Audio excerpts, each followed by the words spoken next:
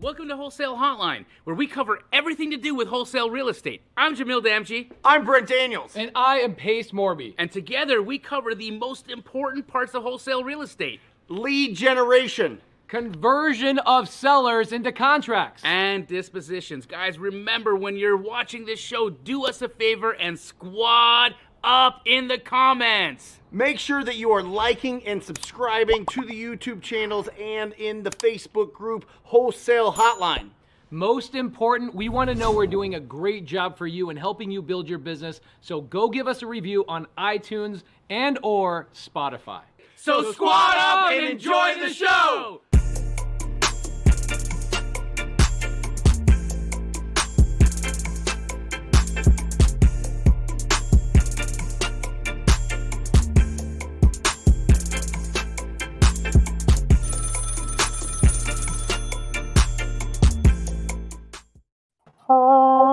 And one, and a two, and a three.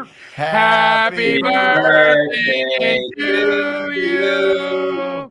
Happy birthday to you. Happy birthday, dear Scarby. Happy birthday to you. Thank you. All I wanted for my birthday was Jerry Norton to show up to Wholesale Hotline. That's all I wanted. Happy birthday, Pacer. Thank you, brother. Thank you. Okay, I'm done. All my best friends are on the screen right now. I love all three of you guys. You guys are amazing. Happy birthday. How old are you, Pace? I'm 39. And as you reflect back on the past year, anything stand out? I need to work harder. Yeah, I was going to say that. I think you basically took a year off. I do. I feel like I took a year off, and we just been relaxing this last year. Well, here's the thing: is like I love being around Brent Daniels, Jamil Damji, Jerry Norton, and a handful of our other buddies, because when you're around these other Goliaths in this business, you realize that there's so much more you can do. And I just saw this post that Jerry made the other day. It's got me like so inspired. I wrote the whole thing down and I was like, oh my gosh, I need to do a deal like this. And your friends, the people that are around you, challenge you to do bigger and better things constantly. It's kind of like if you ever skateboarded, or if you ever did like, you know, you jumped on the trampoline with your buddies, or you went bike riding. It's like one buddy did a little bunny hop and jumped on a curb and you're like, oh, I want to do that too. Oh, I can do a flip on the trampoline. My buddy just did one. That's how I feel right now. I'm watching you guys operate at such optimal levels that it makes me want to work even harder this year. So thank you for the birthday wishes. And thank you, Jerry Norton, for making my birthday come true and coming into Wholesale Hotline. Yeah, Jerry, tell everybody where you're at. Me? Yep. So I got a gazebo out by the pool. You can kind of see the pool back. Your house is kind of right this way. And I glassed it all in. I put air conditioning in here. I got to get some furniture, but this is my new, you know, I'm inspired by Brent, so I got to get me like a YouTube studio. I can't keep doing it out of the bedroom, you know? Pace. With the baby napping next to you? Yeah. While someone's changing diapers. Yeah.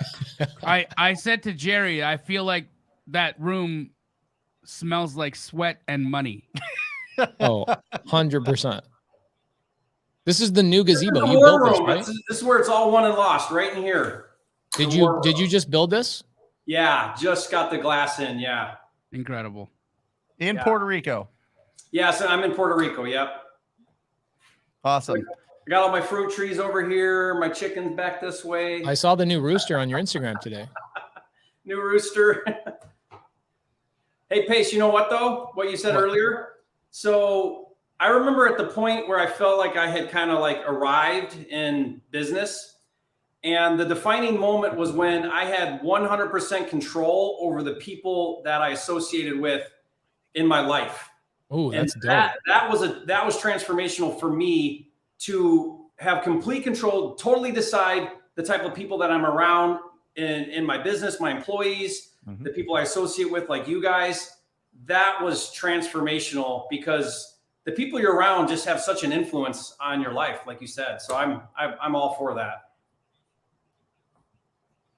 I'm writing that down. I freaking love that. It's one of my favorite things as well, is just doing cool things with cool people. And I think that day we spent in Utah meant a lot to me, just spending the day with you and spending the day with Jamil and Steve Harward at PCS and just being around really cool people that are just trying to serve at a higher level. I also, here's something that I learned as well. Okay. Going back into Jerry, Jamil, and myself were standing in this like little photo area as this meetup was ending a couple of weeks ago. And we're having easily 150 people come through, take photos with us. And it was amazing to see Jerry's reaction to all the people that were coming through the line saying, Jerry, you changed my life. Jerry, I did my first deal because of you. Jerry, I've probably made $1 million because of your YouTube videos. And we're flying back home on this private jet, right? After we walked through Arctic Circle, we got some burgers through Arctic Circle. That was great. Good fun time. We're flying home on this jet and Jerry goes, dude, honestly, I never do in-person events and I never get to hear this live feedback from people. I didn't know I was impacting so many people at such a deep level. I'm like, bro, you've been impacting me. Like so many of us are in this game doing YouTube content and helping and serving at such a high level because you paved the way 6, 7, 8 years ago. And it was amazing to watch your reaction to not even knowing how many people you were impacting and all the dominoes that you were laying out in front of us. Well, you're too nice, Pace. I wish I was half as good as you thought I was. Well, Jerry, I do have a question for you because today is a Q&A. We're going to have a lot of people that are going to ask a lot of questions in the side chat. I have one of the most important questions for me personally to you as my friend. When is enough enough? Because I know you're making good money. I see these big rips that you're taking down. Like you've got these big properties. Some of these properties you're doing big flips on, bro. You're making $1 million to $2 million on some of these. One deal, you're making net $1 million plus multiple times a year. Is there a point where Jerry Norton says, I have enough money, I'm going to slow down? Or do you feel like your systems, your processes, et cetera, allow you to continue to operate and make a lot of money without actually taking a ton of time up in your life? Man, I am so glad you're asking this question, Pace. This is something that weighs on my heart a lot because, you guys know I have a huge family, 10 kids, and, 2 are out right now. So the third one, he's 17, he's getting ready to leave in a year. And, money is important and it goes so far, but man, I'm also facing my mortality. I feel like, I turned 45 in a couple of months, which I'm still feel young and strong and energetic, but, I'm seriously asking the questions of how do I change the way I do business that pulls me out of it even more so that I have more time to spend with my wife, with my kids. And so that's something that's very important to me. I feel very fortunate to be facing that kind of question. Like, man, how do I streamline things a little bit more so that I can work even less? And I think, Pace, there's a way to not jeopardize the income so much. I mean, maybe a little bit, but yeah, I want to figure that out. I want to figure out how to keep operating at a high level income wise, but free myself up even more. So systems and processes are very important and a big part of my business and my life, more so now than ever before, I think. So is there a point where you don't need any more money, or is there also another point where you start looking at your legacy, your children, and making sure you have enough cash stacked that, 20 years, 50 years beyond your passing, there's enough money and assets there that you don't have to worry about your family, your children, and their success? Or like, is this now a sport? Like, is it now just a fun game you're playing every single day because money is not the object? Yeah, this might be a weird answer and I'll probably get some heat for it. It's very unconventional, but I'll say it anyway. I don't plan on leaving any money to my kids. Oh, damn. Wait, what? Hold on. Say that one more time. I have already sat all my kids down and I said, you guys don't get a dime of my money. Are you okay with that? And, they're young, giving it to Wholesale Hotline in your will.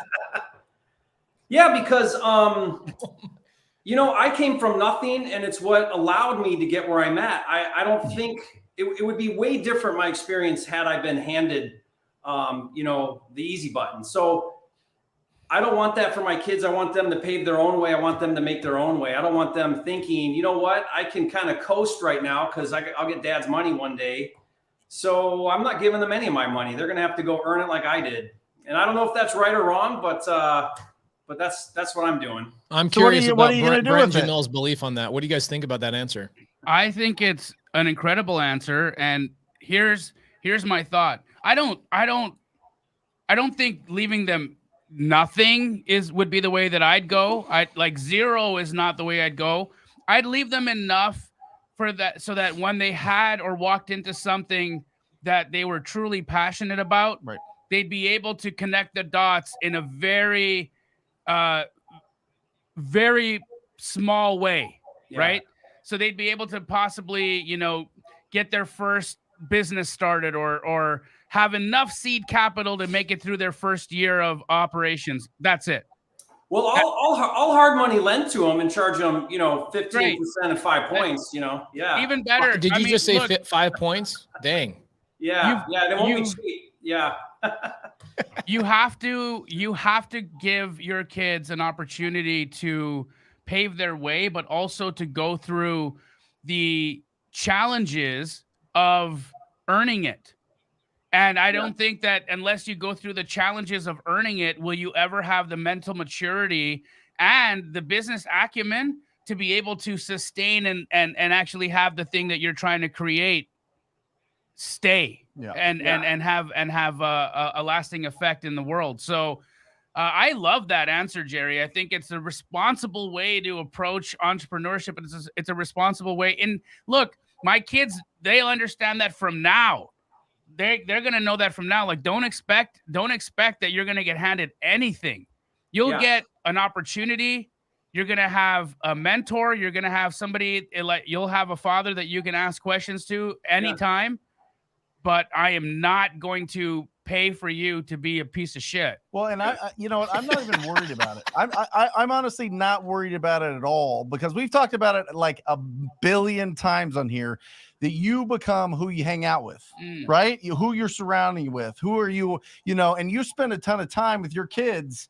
They're going to get it. They're going to understand what it takes to become that. 100%. So I'm not worried about it at all. Leaving money, not leaving money. I fully expect Bo, my youngest, to just go bananas and whatever he wants to do, because he sees me do it. He sees you do it. He sees Pace and Jerry do it. You know what I mean? Like, if he's interested in it, he's going to get surrounded by it. And that is the key. It is not, here's a blank check. Just go, figure it out. Come on. No way.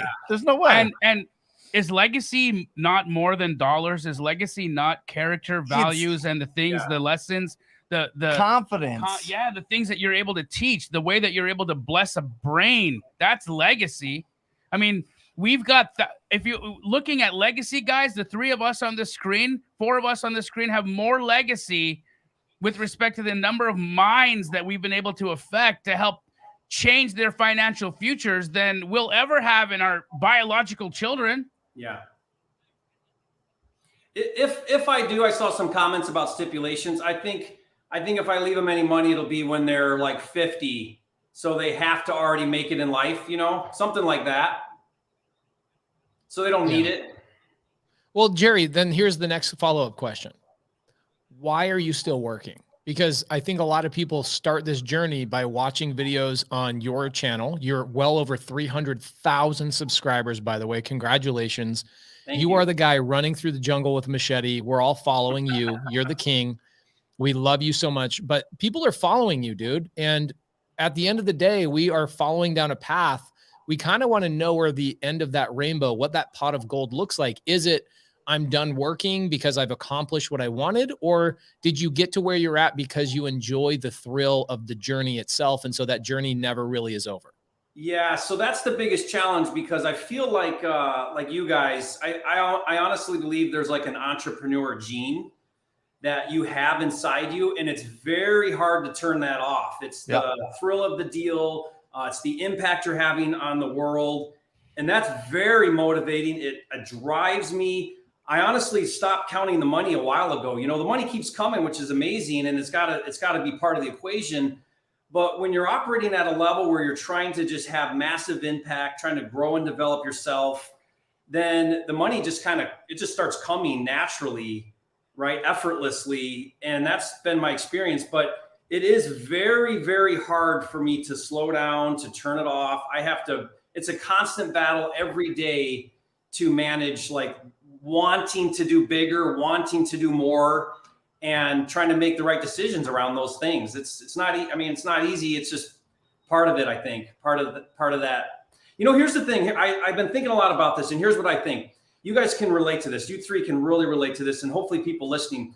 But for like 15 years on my business, I'm just grinding. And then, you hit like that home run deal, like the deal of a lifetime. And you're like, this is the deal I've been waiting for 10 years or 15 years. I finally get this deal. And you do that deal and you make $1 million or whatever. And then next thing you know, another one comes and you're like, whoa, here it is again. I can't say no. This is like what I've been waiting for. And then another one comes and then another one comes. And then what ends up happening is you just keep taking the deal of a lifetime. And if you're not careful, you don't have a relationship with your wife. Your kids aren't involved in your life. Or you get worse, you end up divorced, unhealthy, and you got tons of money, but no relationships and the things that really matter, your spirituality, your physical health. And I don't want that to happen. I don't want to fall into that. So the biggest challenge I'm facing is having to say no to the next deal of a lifetime, because they just come now so much easier than they did for so long. And I have to tell myself, hey, it's okay. There's another deal of a lifetime next week. You can say no. This one's not the deal of the war, like your 5 lifetimes. It's only 1 lifetime. So wait for the 5 lifetime deal. You know what I mean?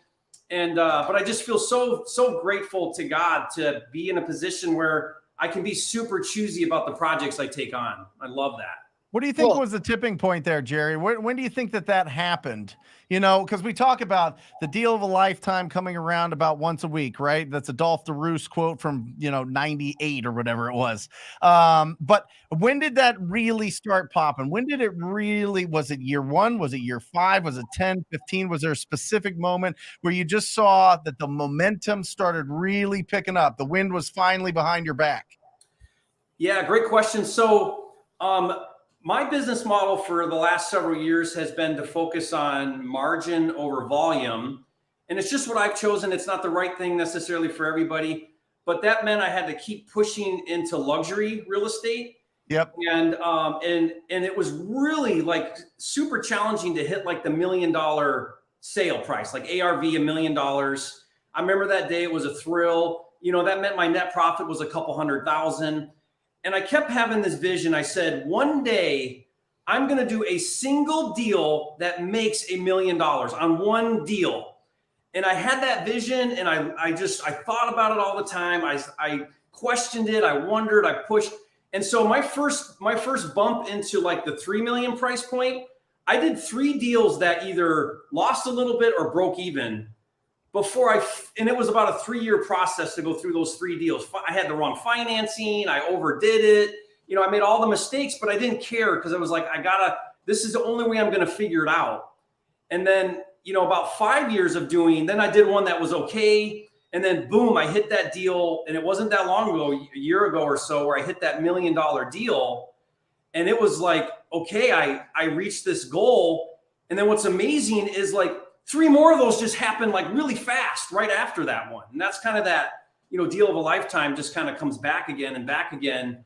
And I think it was like that proof of concept, like we did when we did our first $5,000 wholesale deal. Mm-hmm. That was on like $1 million deal, right? It was like proof of concept kind of thing. And then I was all in, and then it was just like normal. Well, yeah, of course I'm going to do $1 million deal, yeah, that's what I do, $1 million deals.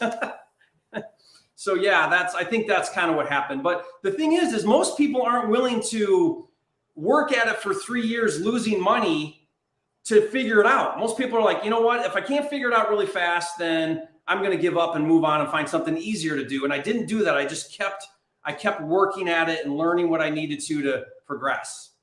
I got a couple questions for you. So I think we're going to get to the comment section. A lot of really good questions in there. I think Jerry and Jamil have some really symbiotic questions in the side comments about doing deals on market and with agents. And so we should definitely jump on those.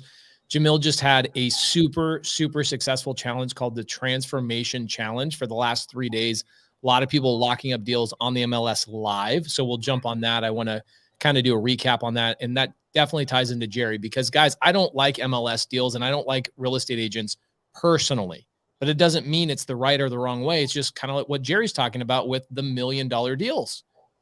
He figured out that that's what he wanted to focus his time and energy on. Couple of questions here, Jerry. One, where can people find you? What is your YouTube channel?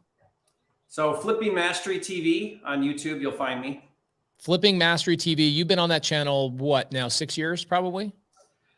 A while I've been on the channel, but 3 years now where I've taken it like serious, you know, like actively putting out content every week, about 3 years now. Okay, love it. Now, if you guys go to his channel, I would say the two best channels on YouTube for wholesaling real estate are definitely Brent Daniels and Jerry Norton. Okay.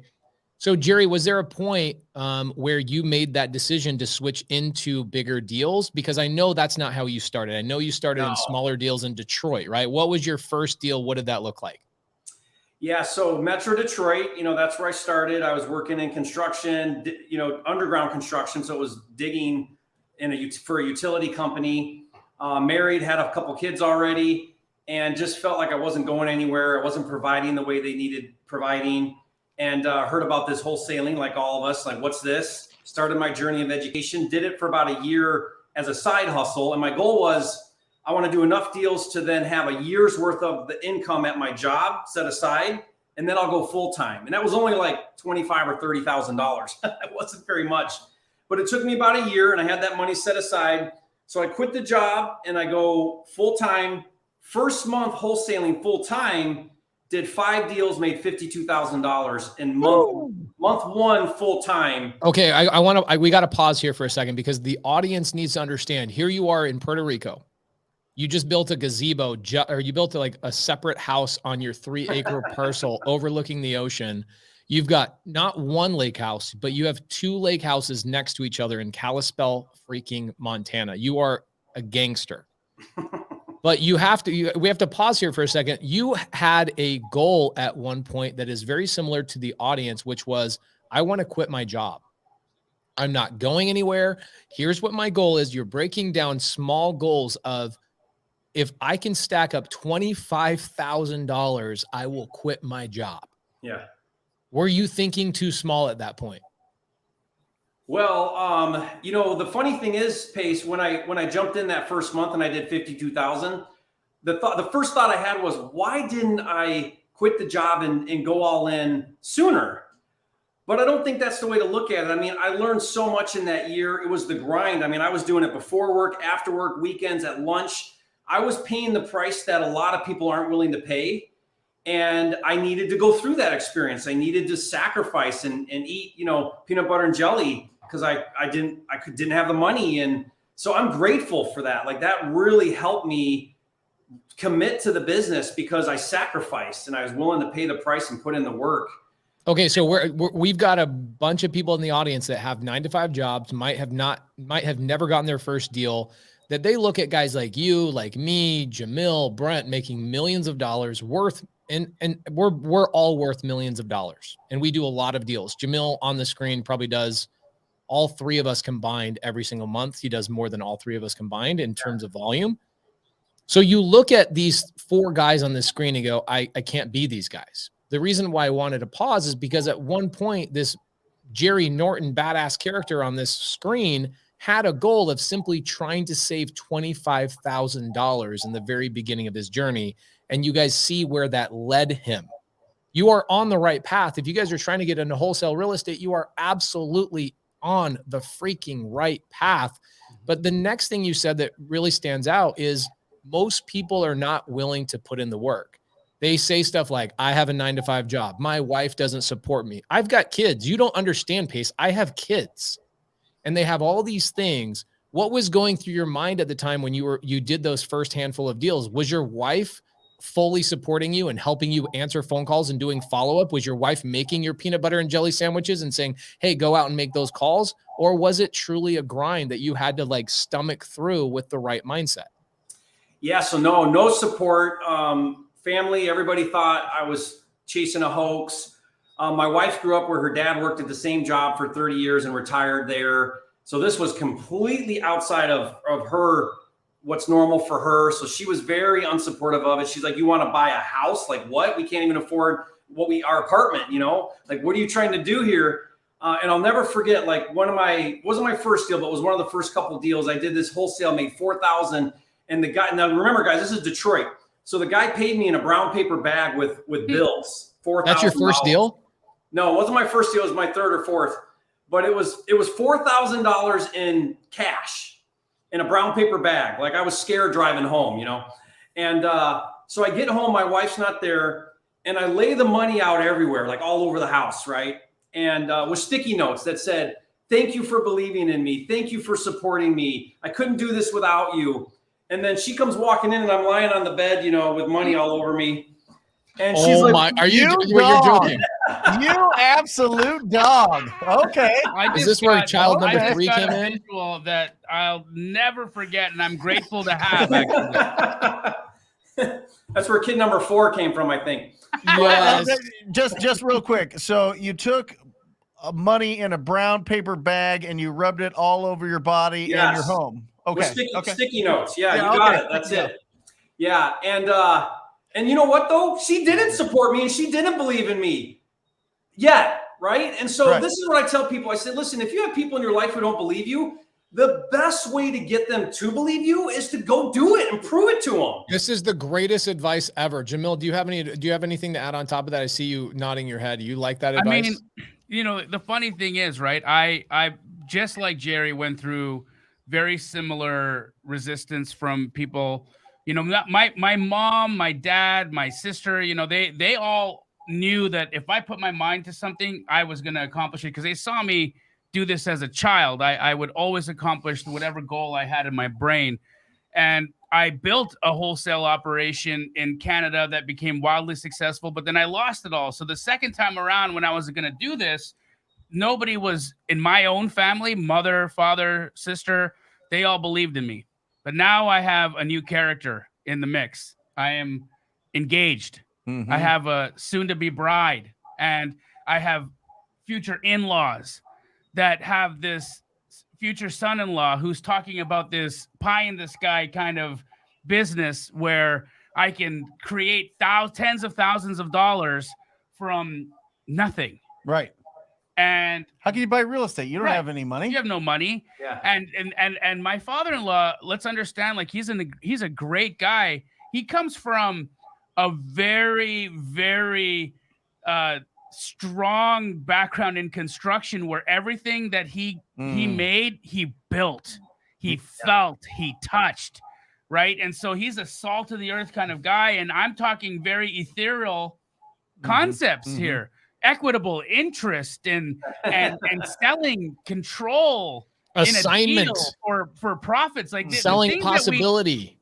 Yes, I'm selling potential. Like you're doing what, mother?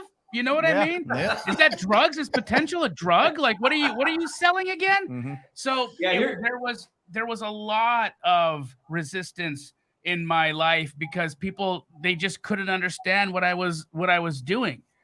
But at the same time, it didn't matter. No. Yeah. I was going to say, here's the best part of that story is my wife says to me, she's like, well, Jerry, what are we going to do with this money? Like, what are we going to do with this money? And I said, here's what we're going to do with this money. We're going to put it in a box. And every Friday night, we're going to use this money for date night, for babysitter and to go on date night. And that's what we did. And I said to her, you matter to me more than money, more than this business I'm trying to do, more than any of it. You matter the most to me. And so this is our date night money. And we did every Friday night for like whatever, a couple years, that was our date night money and babysitting money. And that was special. That was a special moment for us. And then now she's like, Jerry, well, what's it look like to do another one of these deals? Like, when's your next deal? You know, and totally on board, right? Totally supportive. But she had dude, I don't think you guys could break this down any better. This is like one of the greatest pieces of advice ever. You will have adversity. Your loved ones, your married, the woman who has birthed your first couple of children will have absolute negativity against change, right? I know your wife. and she's like clockwork, right? Yeah. She built an incredibly successful homeschooling model. A lot of people in the comments are like giving her props. She's well known in that world. I'm sure that she does not love change. No, so she's a very type A personality, very organized, very strategic. And this like risk taking is like totally foreign to her. Now she's used to it now because it's 23 years later, right? But so it wasn't that she didn't like love me or want me to succeed. It wasn't any of that. Now some people have that in their life, and that's toxic. That's bad.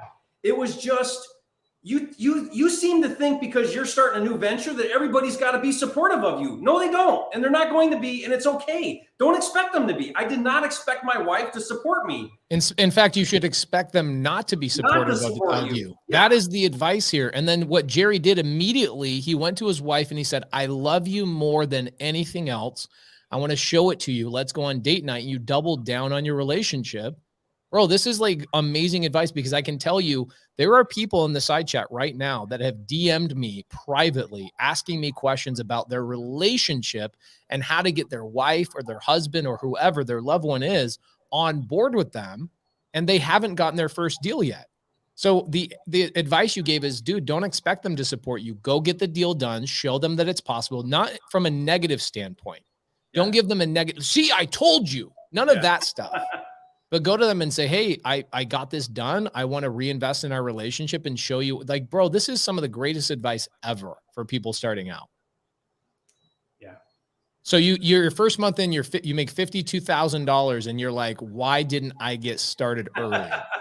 Yeah. So that question comes up. I know you guys get it all the time. Hey, should I quit my job and do this full time? And that's not an answer I can give, or any of us. Like, you gotta sit down and say, what, you figure that out. You know, when are you ready to go all in and go all in? The thing is, though, is I never had this like plan B. It was never like, you know what, if wholesaling doesn't work out, it's okay. I got a degree, or I'm going to school to get a degree, or I'll do this or whatever. It was always like, I don't know how long it's going to take me, but I'm going to figure this out because I'm all in. I believe in this and I'm going to do it. So that also was a different mindset. I think that really helped me put in the work, because I knew, hey, if I'm just consistent, I'm going to see results. And so now it's just a matter of doing it, and never a doubt about when, right? So, or if, but rather when.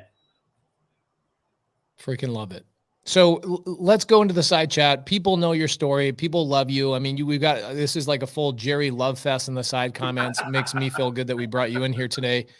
Everybody here loves you, but let's talk about, working with agents and on-market deals. You do it a lot. Jamil loves it. Jamil, how was your challenge, brother? Tell us about that challenge. And I know the answer to this. It was off the hook. I want you to tell everybody, is there a way they can watch the replay? Tell us how it went, and then tell me if we can go back and watch the replay. It was an incredible 3 days. So I called it the Transformation Challenge because I believe one deal can transform your life. It did it for me. It's done it for Jerry. It did it for Brent. It's 100%. Done it for you. A deal can transform your life. And really, the amount of complexity that that people put into that one deal is what I think kills a lot of people's dreams, because they overcomplicate. They think it's got to be all this, got to be that. They've got to, oh my God, I have to learn how to talk to a seller, and I have to learn how to, comp like a blue genie, and I have to be able to, run a software and run deal analytics and figure out how much this flips. No, and no. You can really distill so much of what we do down to the basic concepts of this show, which is we need a lead. Yep. We need to be able to understand what we can pay for that deal. We need to have a buyer. Yeah. Right. And so the challenge was incredible because we used a tool that allows you to go out and scrape the MLS. So whatever market you're in the United States, it'll go into the MLS of that market. It'll scrape the MLS and it'll identify possible deals that just got listed today.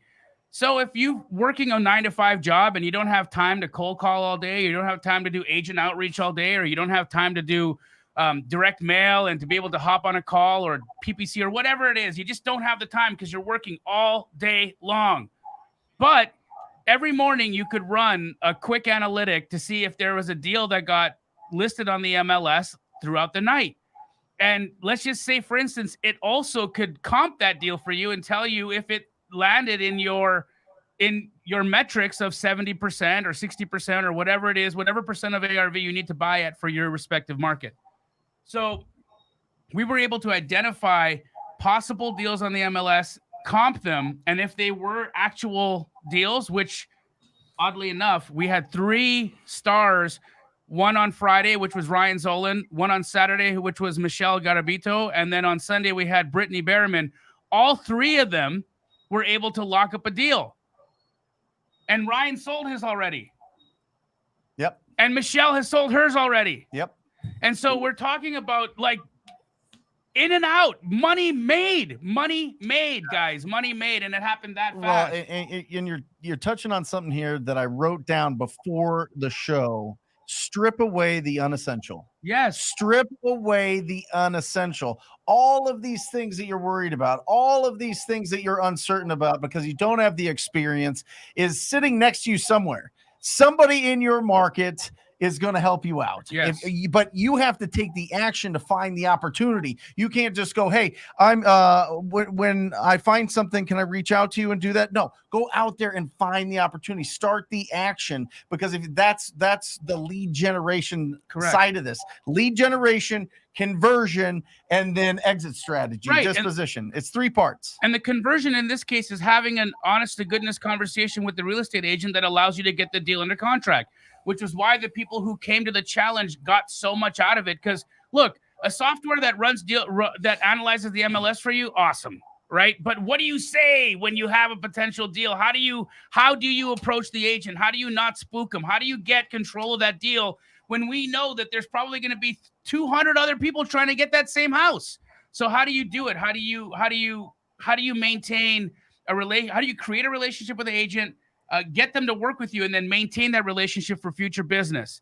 And that's what we went through on the challenge. And it was an incredible 3 days. I mean, honestly, you're not supposed to cry in real estate challenges, but at the end of every day, people were so moved.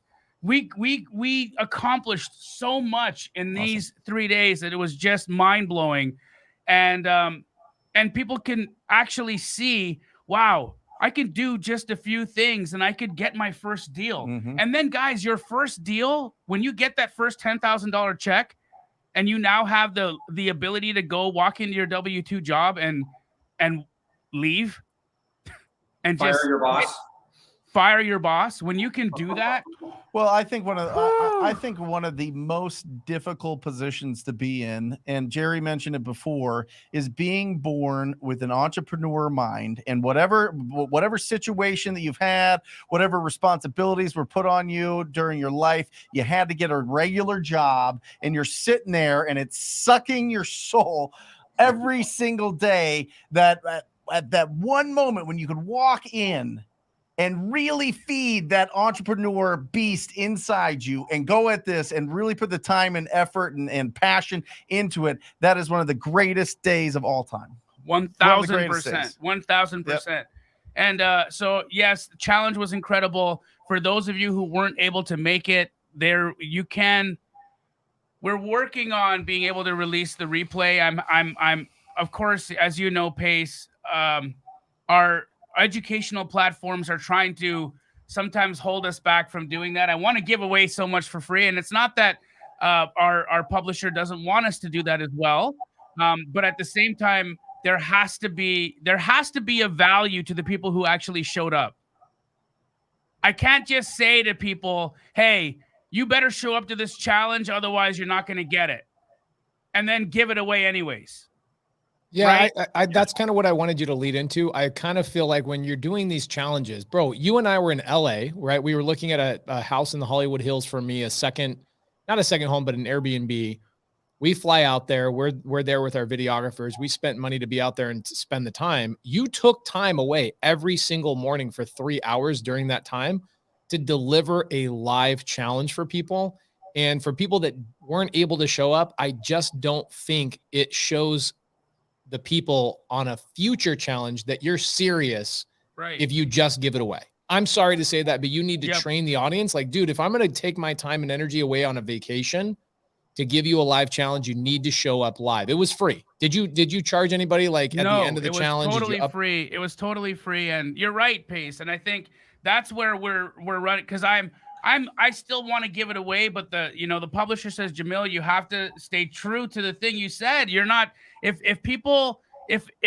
there was limited availability, which there was, and people had to wake up and people had to show up and people had to register and they had to do all these things to be a part of it, and then they still have access to it 5 days later if they didn't show up, that's not fair. And so, sadly, guys, unfortunately, there's not a replay.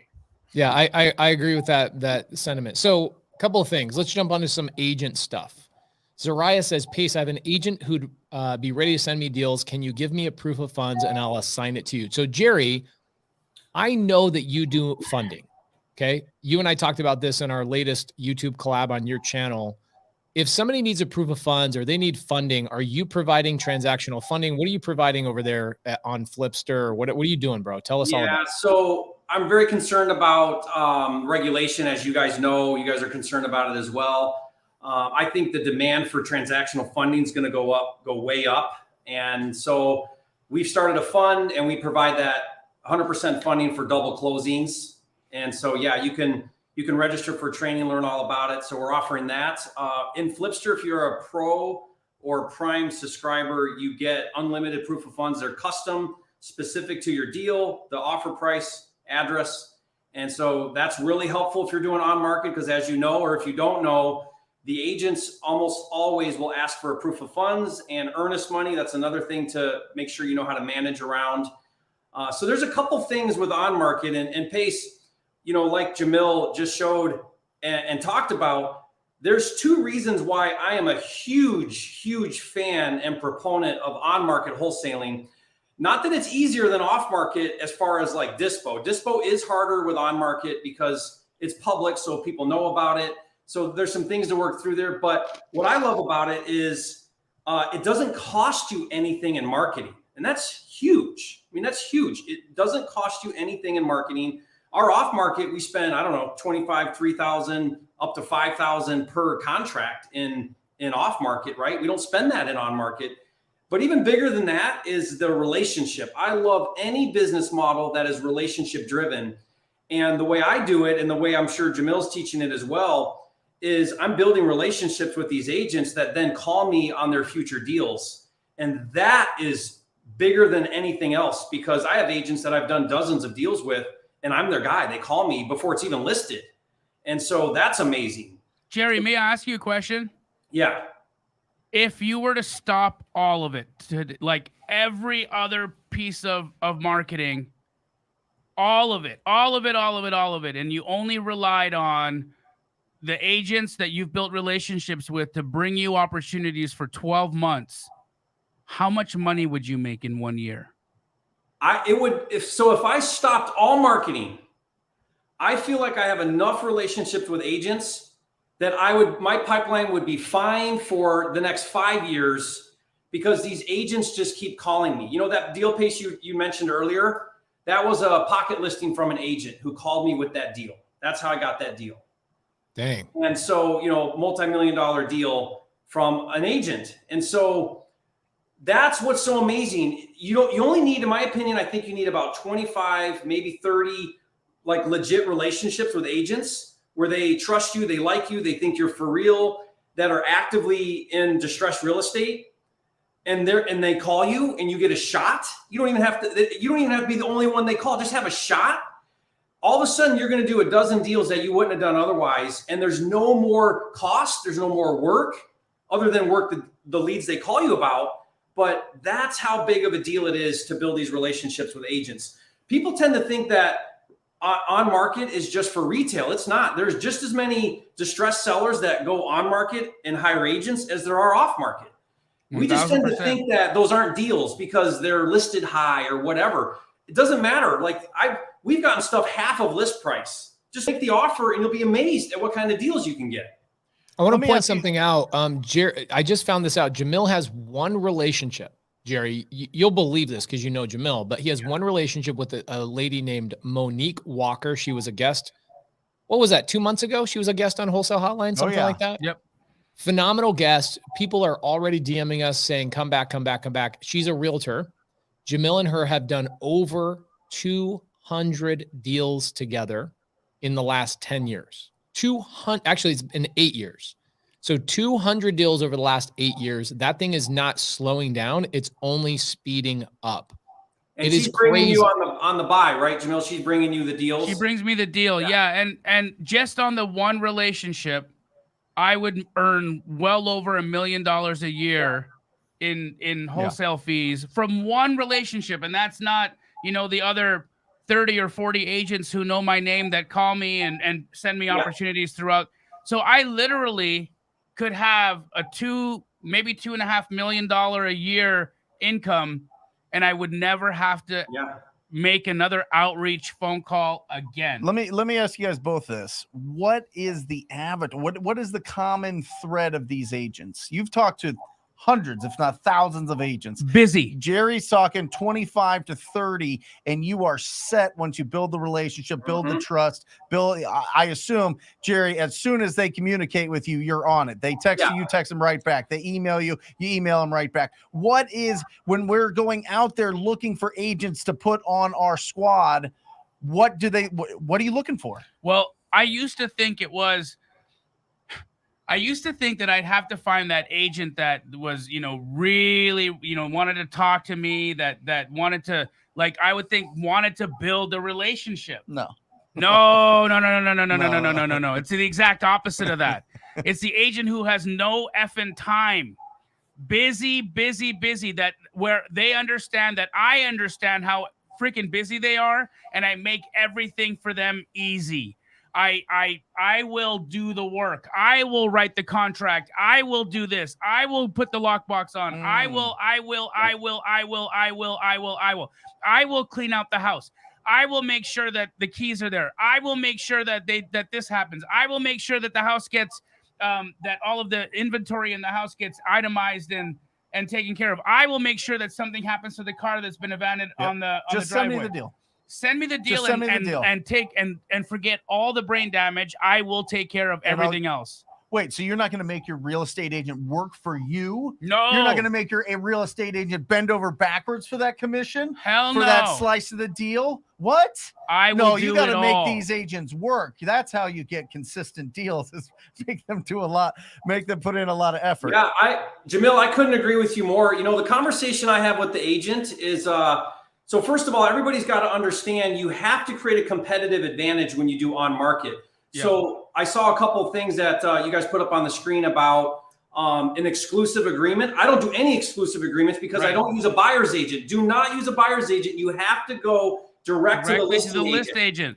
Yes, you have to go direct to the listing agent. Jerry, would you agree that by inserting a buyer's agent, here's why people insert a buyer's agent into a deal? Because first and foremost, they feel bad because some other agent sent you the deal and you think, oh, I've got to work with this person because they set me up on a drip campaign that auto emailed me. No, stop opening those emails and use something like Privy or go find the deal yourself. Don't look at the deals, and then you don't have the guilt of having to work with the buyer's agent. But secondly, it's because they're being lazy.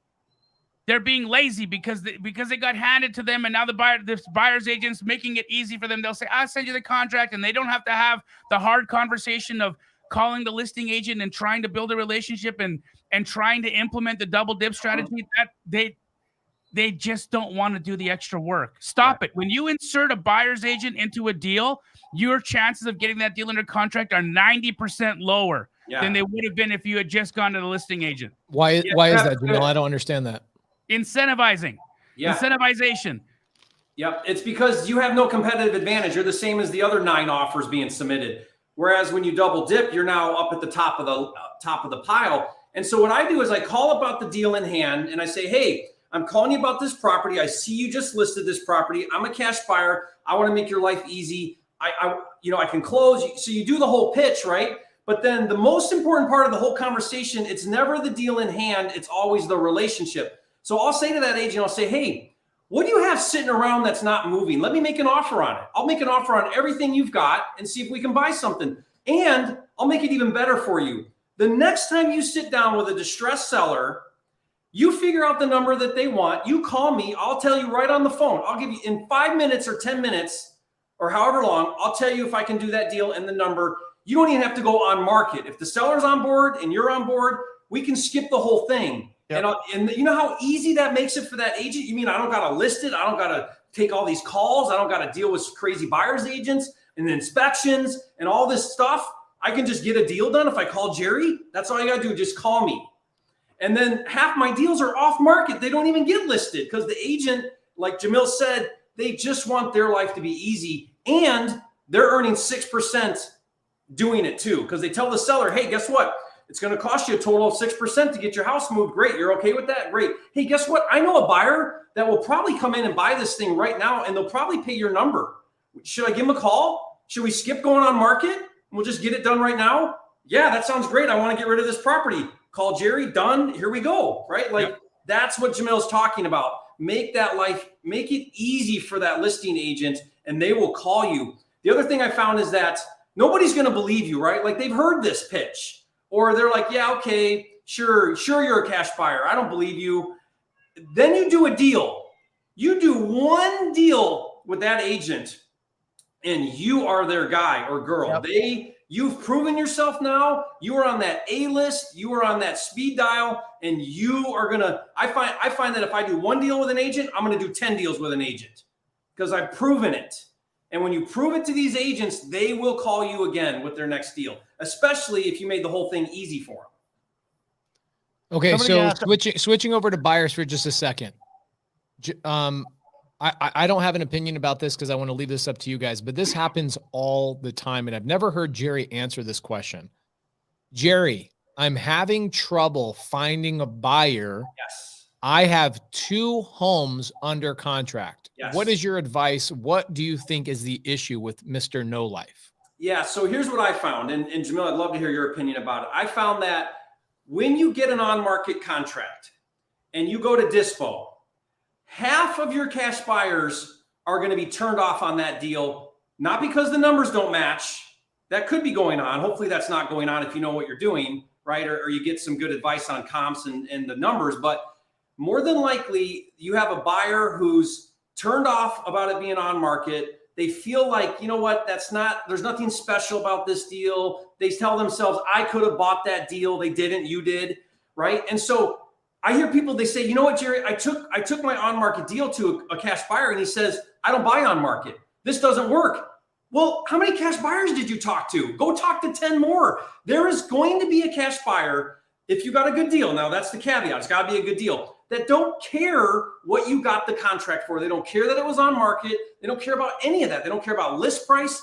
They're looking at the numbers and they're saying, this is a deal. And I don't care how much you make. I want this deal. That's who you have to find. And so what I do is I call up my cash buyers and I say, hey, so I'm looking to source for deals. Tell me what you want. Okay, great. You know, some of the deals I get are on market. Now to get those good on market deals, I'm making 100 offers a month or more to get that one good deal. I know you don't like to do acquisitions, which is why we're friends. I'm going to do that for you. Do you care if I bring you an on-market deal if the numbers fit your criteria? And they say, I don't care where the deal comes from. Great. You're the one I'm going to call. When they say, well, we don't buy on market, I don't know why they would, why that's there. It's really dumb. But then you just know, okay, that's not my buyer. And then you keep going till you find the right buyer that doesn't care. Story, that's it. End the story. Jamil, do you find people just stop after like 2 or 3 buyers, or do you find that people are buying what is the issue there? Is it that people are buying some list on Fiverr.com or something like that, and it's not a legitimate buyer's list and they're just sending out an email blast? Is it because they're going in a Facebook group? Like what the hell is keeping people from finding buyers? They're freaking everywhere. Price.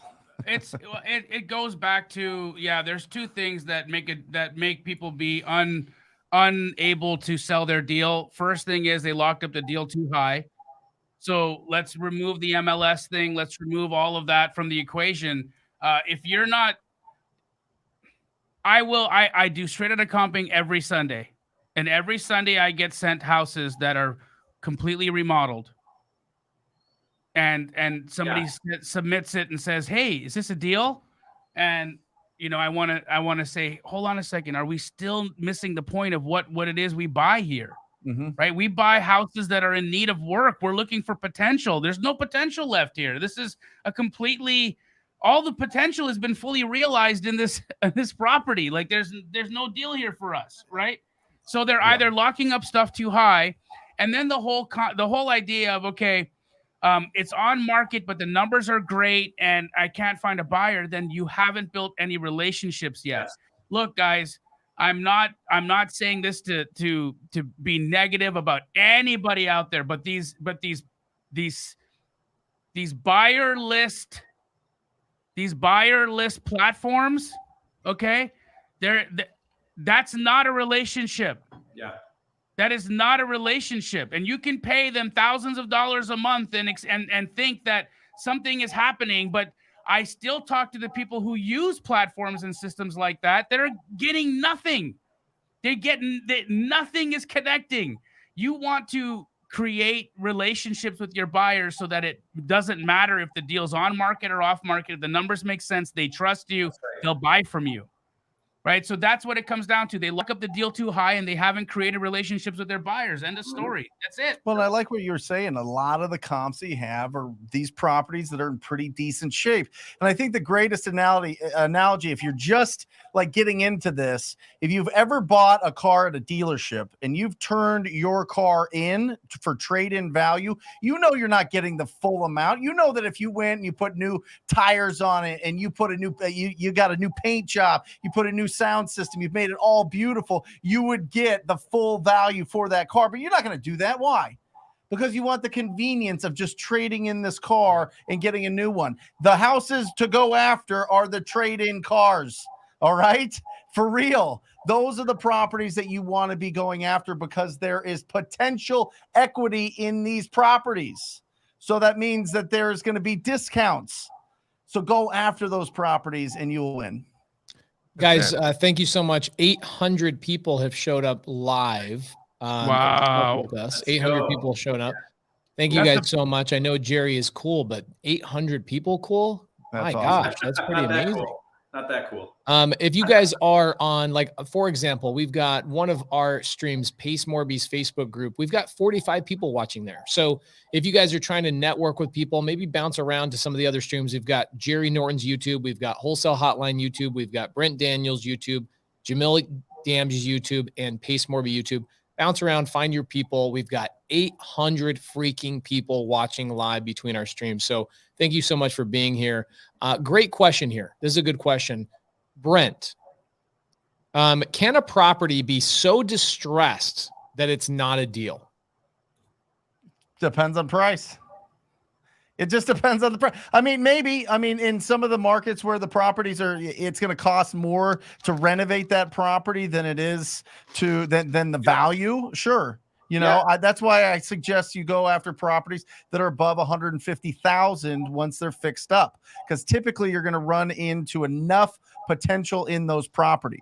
So if you're going after those lower priced properties and they're totally destroyed, it gets really tough to move those because there's no juice left in it.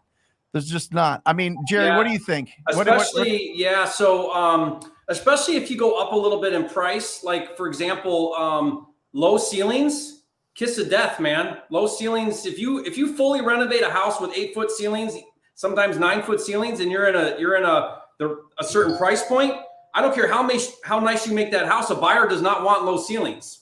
Mm-hmm. So there's some properties where you're like, you know what? There's more value in the land probably than in the house. Right.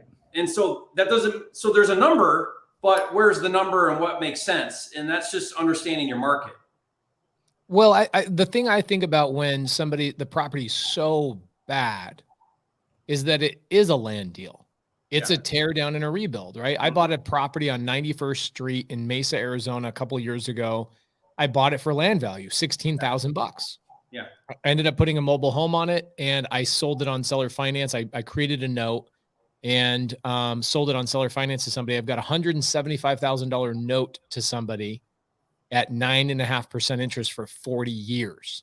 So there's deals there, but that means if the house is in such bad condition, don't you have to just look at it from a land perspective, Jerry, Jamil, and Brent? Yeah, but I think also, Pace, I mean, there's low income areas where, like, if I go into Detroit and that house has an ARV of 80 and it has $100,000 rehab and the land value's, 10 grand, Then it's just not a deal. This is not a deal. Like, you just, move on. So you just got to know your numbers. It's all about the numbers. Okay, so how do we learn how to comp? Jamil, how do we learn how to comp? Sundays. In 30 Sunday, seconds. 5 p.m. Yeah. Sunday at 5 p.m. Guys, I donate the time. I mean, I don't. How many I'm shows not, have you done? I've I don't know, 40. Okay. 40 of them. I'm not the only one who does this, right? Jerry, you comp live on your YouTube channel as well. I mean, Brent, if you show up on Wednesday to Brent's deal, he'll comp for you. I mean, if you've got a creative deal on Sunday service, Pace will comp it for you. I mean, all of us will show you how to do an evaluation. Every one of us can help you underwrite. But look, if you're having trouble comping, this is what I would suggest you do. I've got 40 or so episodes of Straight Outta Comping. Go back and watch the historicals and do this. Write down the address, okay? Right when you see us put the address up on the ticker, write it down, pause. Write it down, go comp the property yourself, and then hit play, and then see if you were right or wrong. And do that over and over and over and over until you're more right than you are wrong, until you get so good at it that you're never wrong. And when you get to that point, then you know that you've mastered comping, and then you've learned something. You figured out you got the key. If you figure out how to understand value in this business, you become the best. You become valuable to everybody because everybody wants to know what your number is. And so they'll constantly, Pace will still send me a deal and be like, hey, should I buy this? Like to this day, he'll just be like, bro, I don't even want, I trust your numbers so much that I will send it to you just to make sure I know that I'm doing the right thing. Yeah, I legit was sitting next to him yesterday on set for the TV show, and I get the address sent to me in a text message. I don't even look at it. I go, hey, comp this. What's comping, Jerry? Somebody's asking. It's looking at the comparables to understand what the value is of the home. And so, there's a bit of science, there's a bit of art. It does take some practice. One of the things that I teach how to do is do exactly like Jamil said. You comp it, but if it's an on-market deal, when I'm talking to that agent, I'll say to the agent, hey, so, I'm working on my back-end number. And I'm curious what you think the back-end number is of this property. And then they'll give me a number. And I already have my number. I don't tell them my number. I want to hear their number. And they'll tell me their number. And if their number's right on, I'm like, okay, that's cool. So you're thinking the same way I'm thinking. If they're off, up or down, I'll ask them. I'll say, now, where are you getting that from? Not in a negative way, like challenging them, but more like, help me understand. Maybe they see something I don't see. So I'll ask them and I'll say, well, why do you think it'll get 240? And they'll say, well, I'm looking at this comp over here that was 220. Is that not a good comp? And then I learned so much from the agents. They'll say, well, you know what? That's a smaller lot on that property. Oh, okay. Or they'll tell me things that I didn't know. Oh, that one's got whatever, right? It's got a 2-car, not a 1-car. That matters here. And so I let the agents educate me quite a bit. I'm just open-minded. I already know my number, what I think it is. And then that's really helps me learn things that I probably wouldn't have known, especially if you're new or if it's in a market that you're not totally comfortable with yet. So I do a lot of virtual. So these are some of these markets I've never looked at deals before. Now I follow best practices, but sometimes there's nuances in a market and not all agents are competent. Like Jamil said that. Some of them, I saw Jamil made a post that said, agents aren't taught how to comp at real estate school, and they're not. No one teaches them how to comp. That's something they got to try to figure out, just like you and I try to figure out. But some of them are really good and they know their neighborhoods and they can tell you about what's going on and help you understand things at a different level. It's great. Yep. Jamil, Medium Wave Dave, one of our favorite, he actually was a guest on Wholesale Hotline recently, one of our favorite people, asked a question. Jamil, what's the formula for a repair estimate? Do you have kind of a tried and true repair estimate formula? So I do have some numbers that I hang on to for how much repairs are going to cost. But what I prefer to do, Pace, is I prefer to look at the market, and I prefer to say what percentage of ARV do I need to buy at if the repairs are cosmetic, and what percentage of ARV do I need to buy at if the repairs are full gut. And then I just stick to those to those ratios, and then I don't even bother with trying to determine what the repair estimate's going to be, because again, repair estimates are subjective. Okay. You could take the exact same house and you could say to Jerry, how much is it going to cost to repair this house? And you can come to Jamil and you can say, Jamil, how much is it going to cost to repair this house? And you're going to have two different numbers.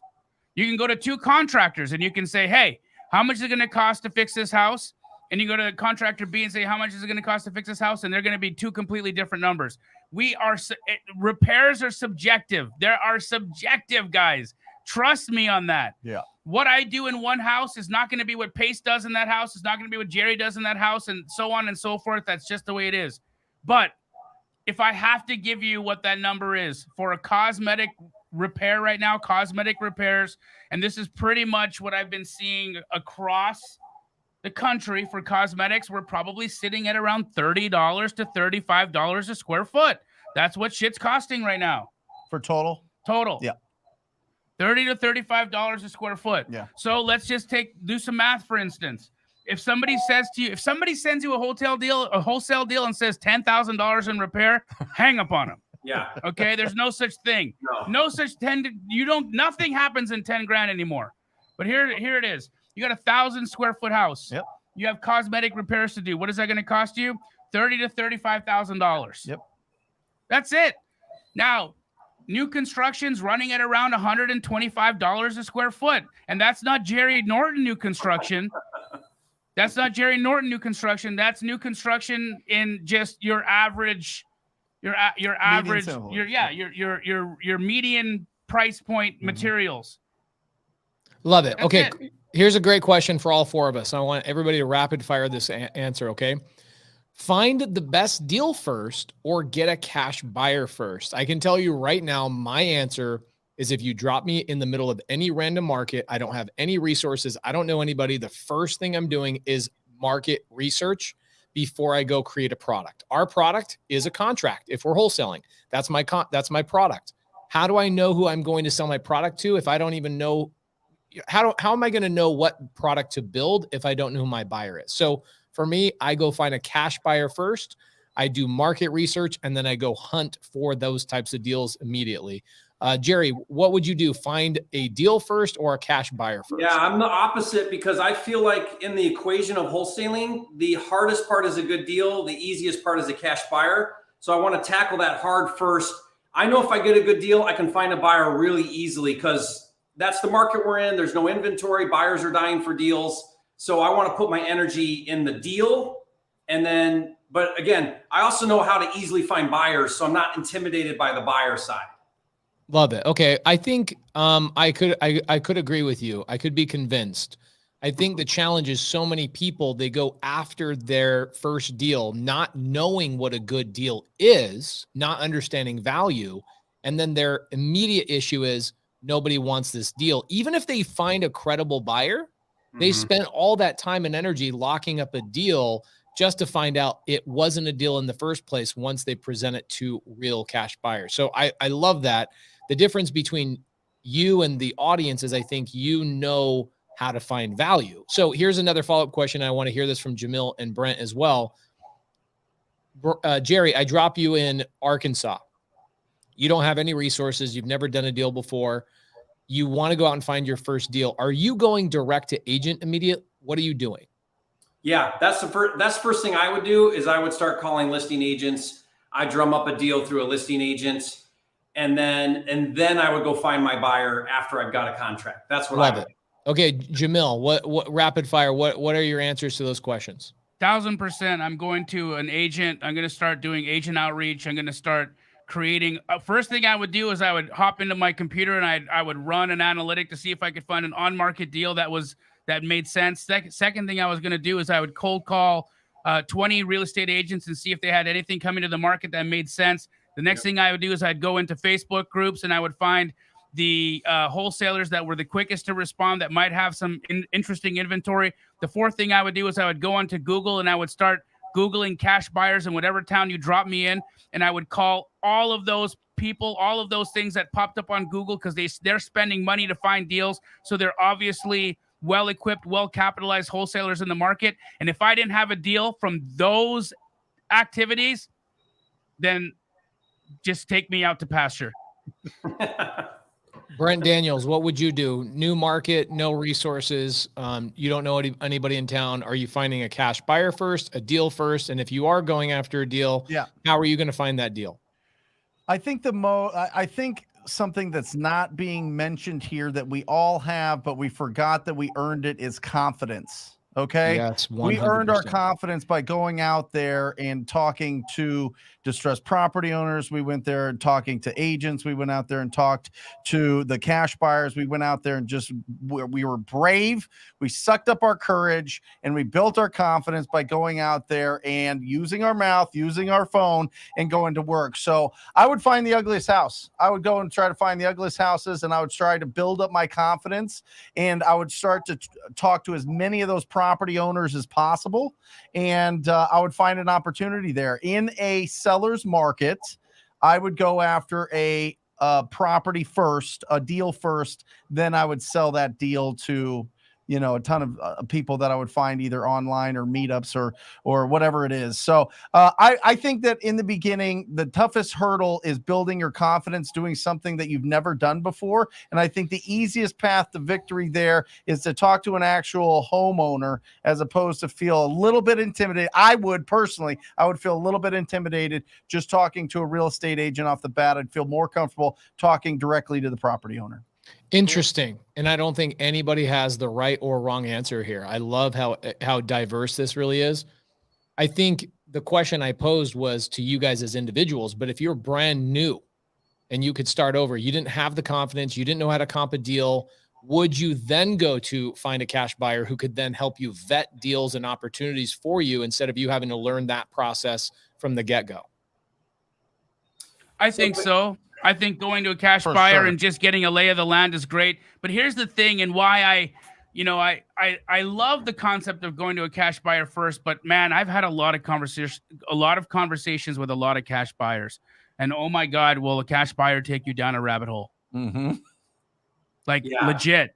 So they start to talk about the nuances, the little things that they like, that, but don't get, 85008. Yeah, I love 85008, but stay away from 85009. Don't go anywhere near 85009. Now, if you're going to go to 85007, make sure that when you do that, stay on the right-hand side of where the taco shop is over there, because if you're on the other side of the taco shop, it's really hard for my wife to make that left turn. So it's going to be very difficult for us to go out and do projects there, because she's always driving. And the reason why she's always driving is I got frostbite one day and I can't use, I lost, holy crap. And that's what you're going to get into when you start having the conversations with these buyers. You're going to find all the idiosyncrasies, all the crazy shit that they care about that isn't really necessary or pertinent to you doing a deal or not. So that's what ends up happening when you have these conversations with cash buyers. You get personality, you get all the craziness that they have to offer as well, and possibly a buyer, Yeah. But yeah, I think, Pace, what I may do differently, if it was a brand new market I got dropped in and I didn't know what buyers were doing there, I would probably do a little buyer research. And this is really easy to do. You can actually do this on Zillow and Redfin, where I go look at solds, I find the flips, and those are easy to identify. They're renovated, they're vacant, and sometimes staged. Mm-hmm. And then I would do a price history and I would see what that flipper bought it for. And I would get a trend of 5, 6, 10. And then I would Jerry, can I pause you for a second? Steve Trang needs to say hello to you. Steve Trang, say hello to Jerry Norton, Brent Daniels, and Jamil Damji, plus 850 people watching you live. Golly. Hi, how's everyone doing? Steve Trang calling during Wholesale Hotline to wish me happy birthday, or potentially to ask me if I have any deals. Which Steve, one we've been doing the show for 2 years, bro. To say happy birthday. Steve, we'll have to have you on Wholesale Hotline soon. Jerry Norton says hi. Jamil says hi, and Brent Daniels says hi. Love you, Steve. Cool. Actually made a video where I mentioned today you guys about collaboration. So. Oh, I love it. Well, the boys say hi. I'll shoot you a text later.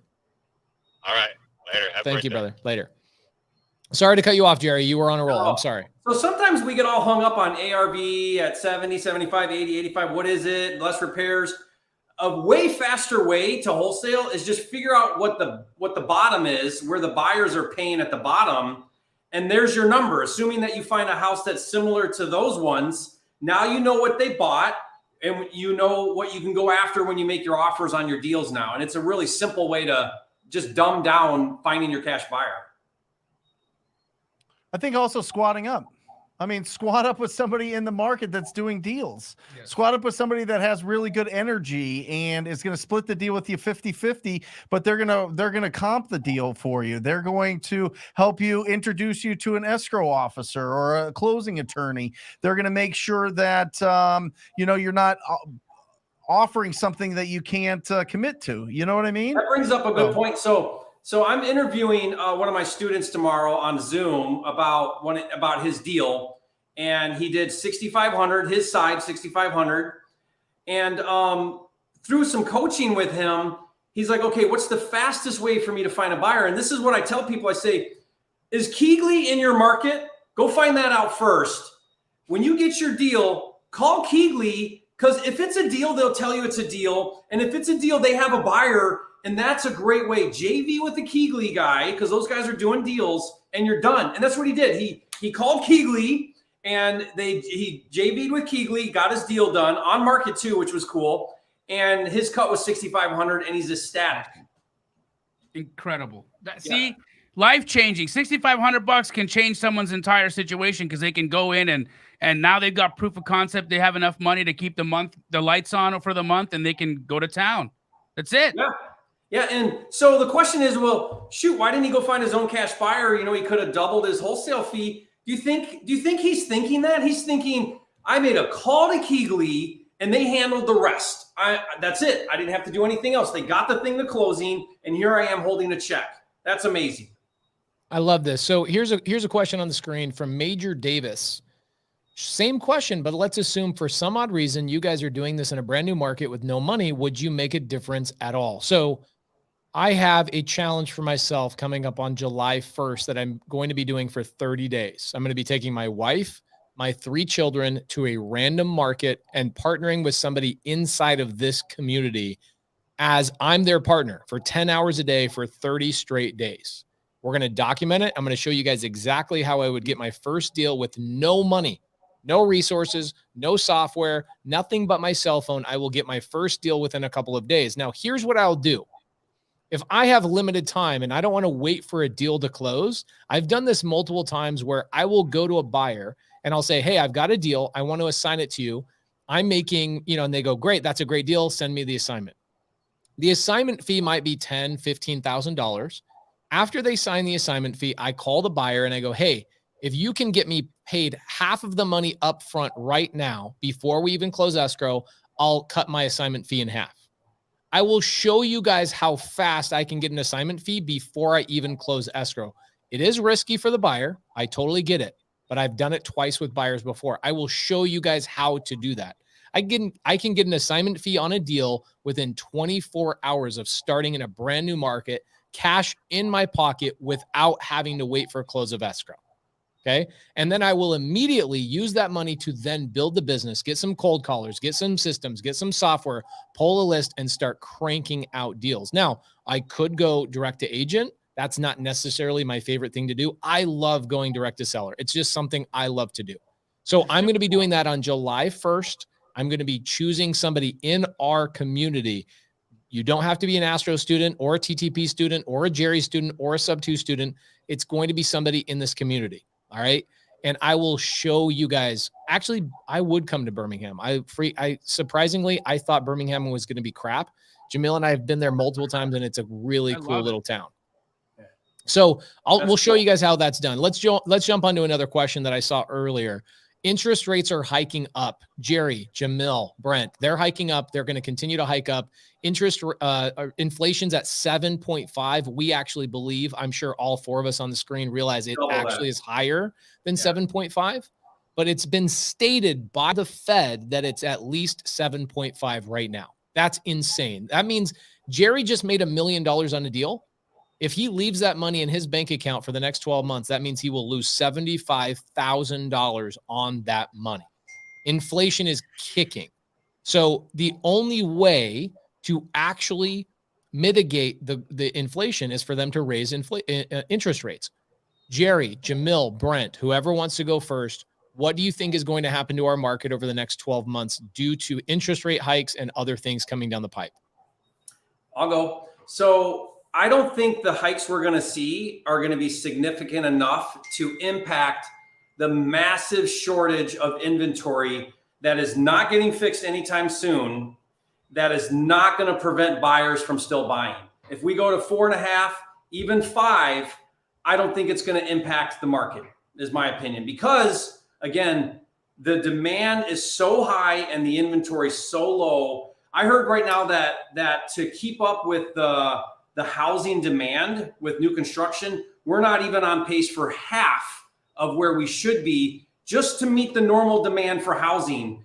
And so we're seeing the national median home price go up, up, up, up, up. We're seeing no inventory. All the predictions are that we're going to have another year of double-digit appreciation across the board. Many markets are hitting 20s and 30s. And so a 0.5% increase in interest rates not going to prevent a buyer from wanting to buy, is my opinion. Jamil, Brent. I'm 100% in agreement with that. We're still talking 4% interest. Okay. If we're talking about 7-8% interest rates, then we have something to talk about. But we're talking about 4%. You know the difference between where we are right now and the hikes that they're talking about. You know what that's going to create, or what kind of a difference that means in per month in mortgage payment? $200. Yeah. Okay. Mm-hmm. $200. Mm-hmm. So when people are not lining up around the corner for $5 or $8 Starbucks that they cost now, so when that stops happening, then I'm going to start worrying about what $200 is going to do to the average American household per month. And so that's just my opinion. Don't shoot me for it. Focus on what you can control. That's it.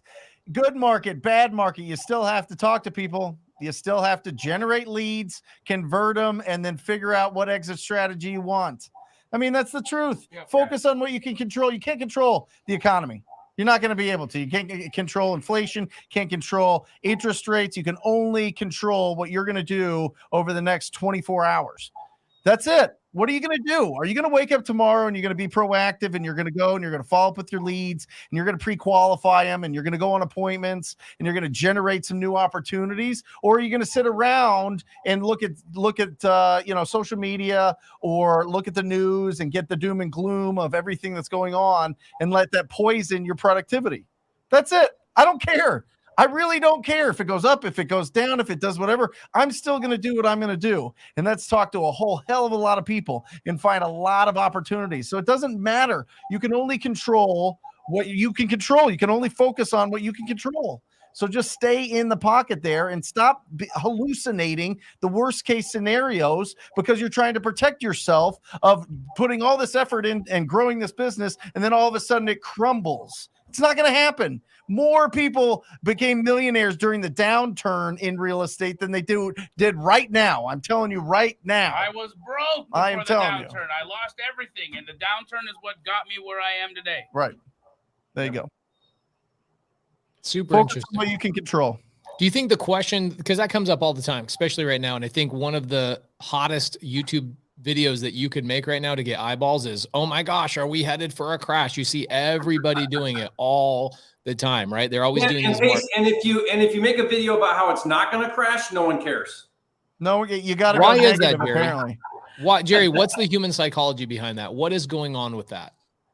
Well, it's fear. Fear is a motive. So gaining is a motivation, and fear is also a great way to talk ourselves out of a lot of things. Like, you know what, maybe I should wait in real estate because I heard the interest rates are going to go up and the market's going to crash. And so I don't want to get into real estate now. It might crash.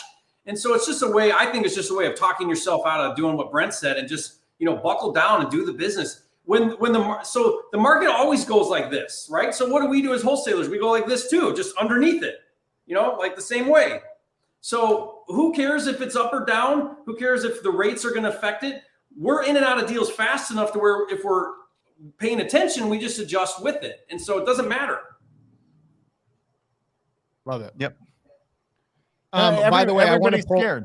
Everybody's scared that it's going to be a 2008.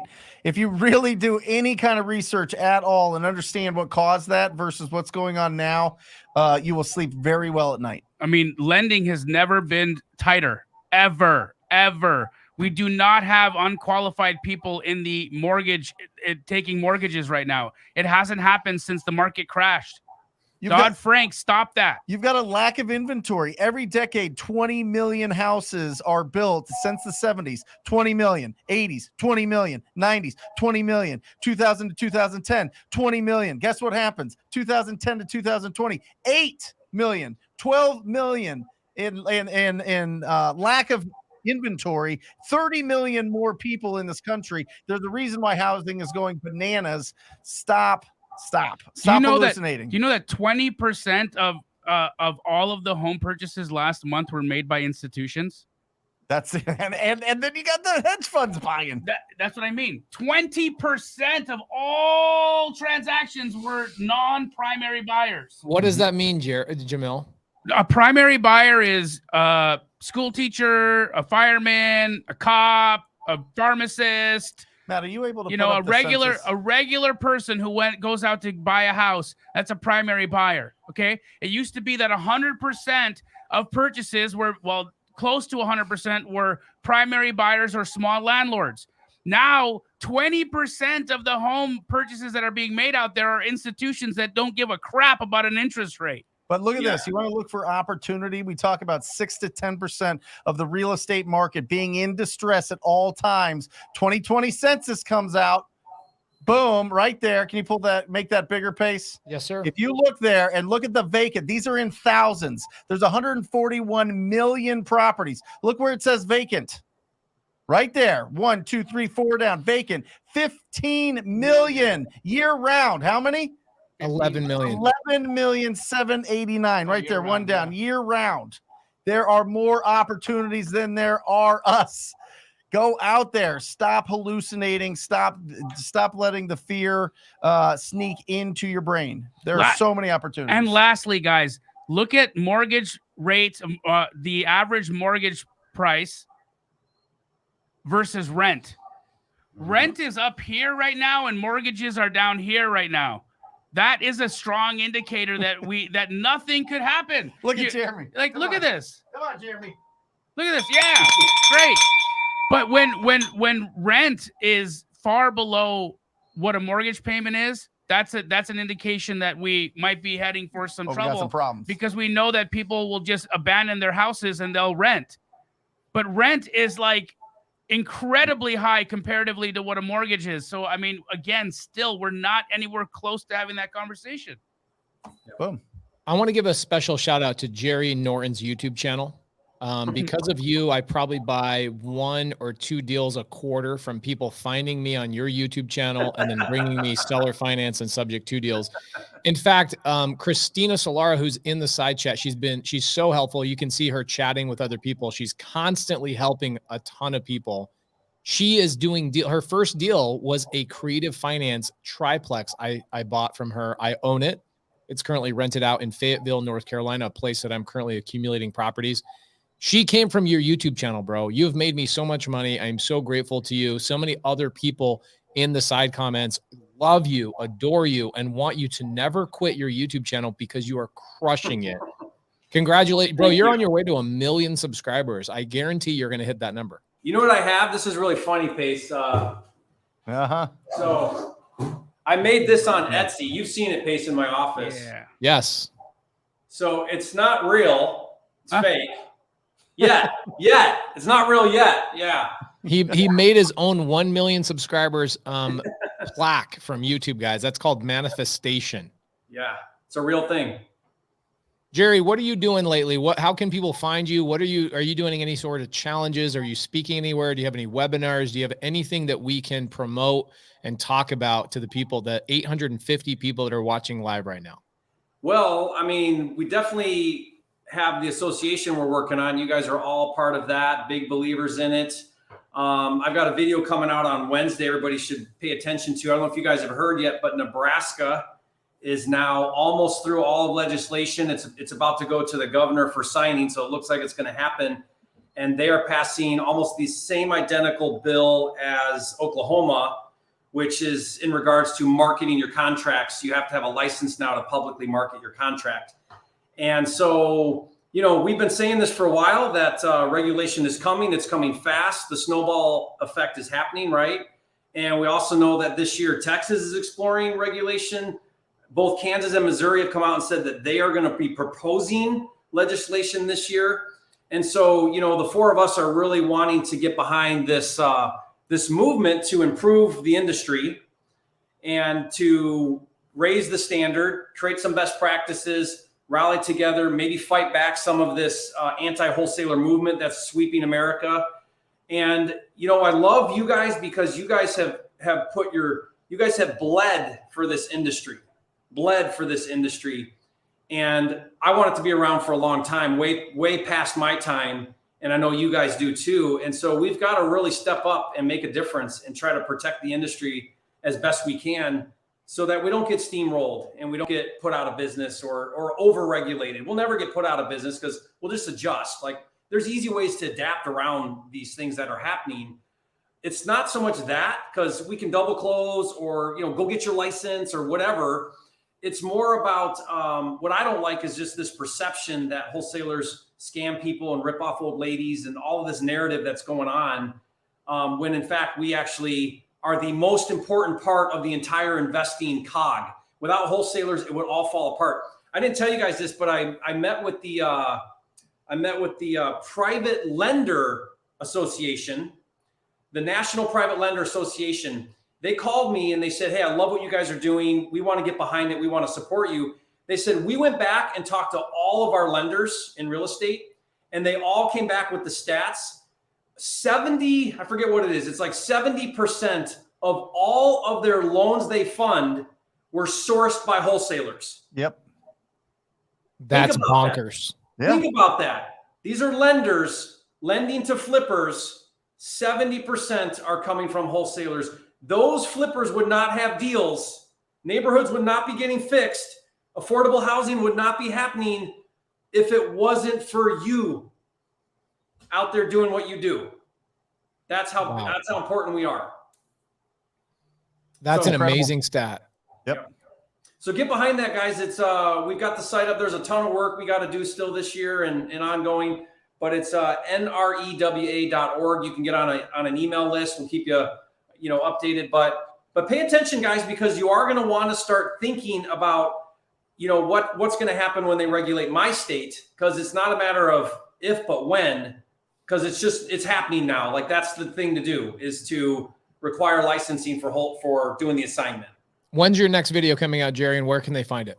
Wednesday. Flipping Mastery TV is we'll release it Wednesday morning, but it's all about the Nebraska. I break down the bill, I explain what it means, how to adjust, what your options are. And so, but it's looking like once the governor passes it, which I think it's coming up here, I don't know when, a couple weeks or whatever, it's happening soon, then it goes into effect 90 days later. So if you're Nebraska and you want to publicly market your contract, you are now going to need a real estate license. Interesting. Cool. Jamil Damji, you've got Straight Outta Comping coming up this coming Sunday. Guys, if you have a question about comping, Jamil gave you some of the best advice tonight. He said, come in, watch Straight Outta Comping. When an address comes up on the screen, I mean, guys, there's a live audience, just like Wholesale Hotline, all learning how to comp live. Now, Jamil's advice to you was take the address, put it on pause, comp it yourself, put it back on live, catch up, watch the number that Jamil comped, why he comped that number, and compare it to your own. It's the best way to learn how to run numbers. Be part of that community. It's one of the greatest little communities inside of this world, is people that are comping deals every single Sunday. Jamil, what time is that on your YouTube channel? 5 p.m. Arizona time every Sunday on my YouTube channel. It's just youtube.com/Jamil Damji. Love it. And that's JamilDamji, guys, for anybody that is not watching Straight Outta Comping. If you have a question about comping houses and evaluating and coming up with the right number, don't come and ask us to comp here because Jamil's doing it live every single Sunday, 5 p.m. Arizona time. Brent Daniels. Yep. The YouTube channel that really I love more than anything is yours. I love what you're doing on Wednesdays live. What are you doing on Wednesdays what are you doing this Wednesday? Because it's different every week. Yeah. What is your topic and what time and where can we watch it? Well, here's the thing. It's different every week, but the core, the heart of it is the same. We find big, massive deals. So if you're interested in finding big, massive deals, 10 a.m. Mountain Standard Time, Wednesdays, every Wednesday, Brent Daniels live show. If you have questions that didn't get answered here, pop on in. I'd love to answer them live. We go for 2 hours, 10 a.m. to noon, Mountain Standard Time on the Brent Daniels YouTube channel. Jerry Norton, we love you, brother. That's you're the freaking man, Jerry, for coming in here. It's 10 o'clock your time in Puerto Rico. We saw you hanging out with Jory Olson a couple of days ago, a friend of the show as well. Are you guys doing a collab together? Are you guys doing a video together? When can we see that? We actually shot 3 content videos. I love that guy, Pace. Thank you for introducing him to me. Absolutely. That's my job. Oh, yeah. Yeah. Jory's great. My job is to provide 1/10 of the value that you've provided to me, Jerry, and I got about way more than 50 years to go, bro. Hey, Pace. Yeah. Happy birthday. Happy birthday, brother. Thank you guys. What do you do every week on Sunday that people can tune in and listen to and be a part of? I try and make babies every Sunday, guys. So is that live on the YouTube channel? It's live on his YouTube channel. Yep. Instagram or he goes on IG Live and then he shows us how to do it. Guys, we are on Sunday service every Sunday, 7 p.m. Arizona time. Last night we had about 900 people on Sunday service watching Creative Finance Conversation. This coming week, we are breaking down all 27 different creative finance strategies that I have utilized in my business. There are 27 of them, and we will break them all down this coming Sunday. So I'll see you guys there. And what's next week for Wholesale Hotline, gentlemen? Are we doing a Q&A or what's the topic for next week? Maybe it'll be a surprise guest. Maybe it will be. Yeah.